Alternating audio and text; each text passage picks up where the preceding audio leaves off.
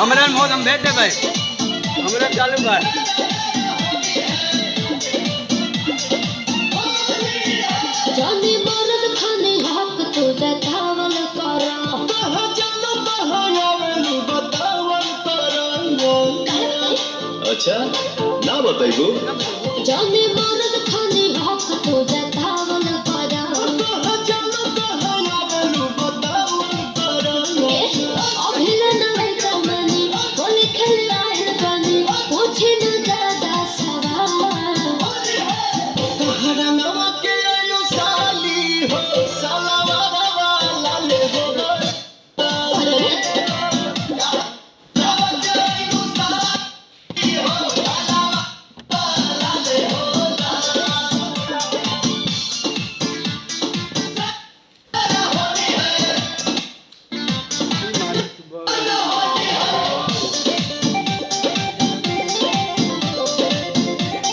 by है guys 15 बजे देखो चला भजनी सहसनाए जीजा सुनब न तोहर भाषणाए जीजा कि दिया के भोगे जाके लगा अपन सनाए जीजा हमरो सुना बोलेगा हमरा ऊपर से हो खाता फीलिंग होता कहीं परल बाटे देह पमोबिल हो तोहरे जीजिया से कह देब दीदिया से जे को होए हरता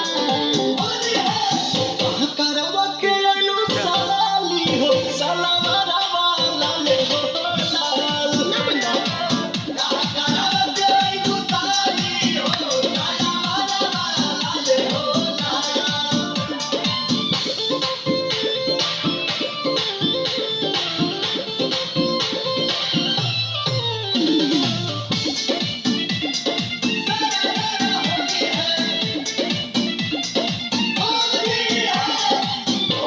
सट के मन कहरो करता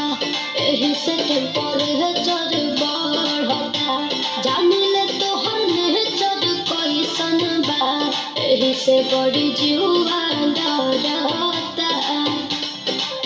नौ जाने लुछाव में भुला गल और है खियो खानी चिकन